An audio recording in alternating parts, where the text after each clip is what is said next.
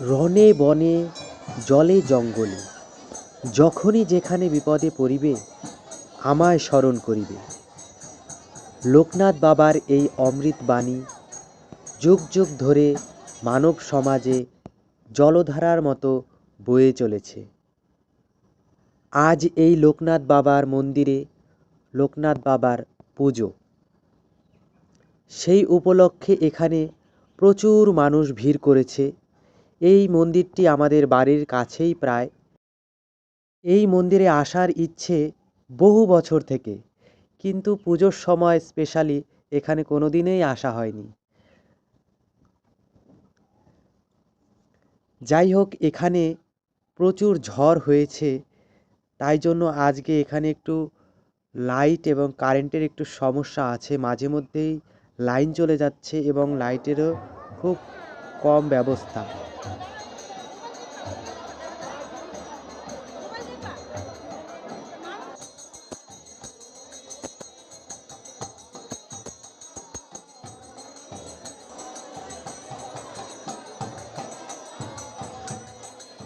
চারি সাইডে শুধু মানুষের সমাগম। প্রচুর প্রচুর দর্শনার্থী দর্শন করতে এসেছে এই মন্দিরে। দমনির লোকনাথ বাবার মন্দির অনেক পুরনো মন্দির। লোকনাথ বাবার সংক্ষিপ্ত জীবনী সম্পর্কে যদি বলি, তিনি বর্তমান পশ্চিমবঙ্গের ২৪ পরগনা জেলার পচুয়া গ্রামে জন্মগ্রহণ করেন। বাংলা সন ১১৩৭ খ্রিস্টাব্দে রামনারায়ণ ঘোষাল পরিবারে তিনি জন্মগ্রহণ করেন। তিনি ত্রিকালজ্ঞ শ্রী শ্রী বাবা লোকনাথ ব্রহ্মচারী। এই মন্দিরে খিচুড়ি প্রসাদ সংগ্রহ করার জন্য প্রচুর ছেলেমেয়েরা ভিড় করেছে। আর এই প্রসাদ রান্না হওয়ার সাথে সাথেই শেষ হয়ে যাচ্ছে, এতটাই ভিড় এখানে। দেখতেই পারছেন, বিনা লাইনে দাঁড়িয়েই অনেকেই খিচুড়ি প্রসাদ সংগ্রহ করার চেষ্টা করছে।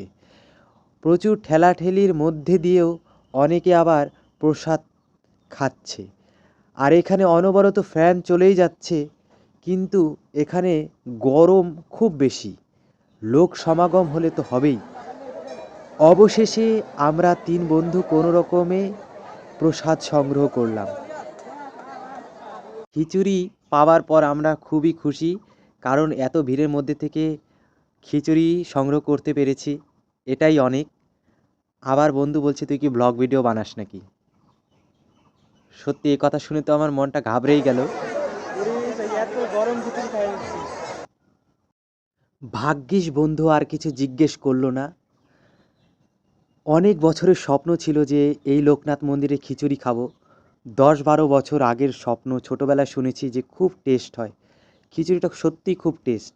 আর প্রসাদ বলে কথা। এখানে সুন্দর একটা ছোট্ট একটা মেলা বসেছে, যেখানে কিছু কিছু ছোটদের খেলনার জিনিস এবং এখানে কিছু খাওয়ার কর্নেটো এইসব জিনিস পাওয়া যাচ্ছে, বরফ জাতীয় জিনিস। ওয়েদারটা ঠান্ডা হওয়া সত্ত্বেও এখানে খুবই গরম। আর এখানে দেখুন, পয়সা দিয়ে মানুষ শরীর ফুটো করছে। আমার এসব ভালো লাগে না, আমি তো করিনি। আমার বন্ধুরা অনেকে করতে চেয়েছিল, কিন্তু আমি তাদের করতে দিইনি, কেননা এগুলো বেকার জিনিস। শরীর ফুটো করে কী লাভ। ব্লগটি এখানেই শেষ করছি। দেখা হচ্ছে নেক্সট অন্য কোনো টপিকে। অনেক অনেক ধন্যবাদ।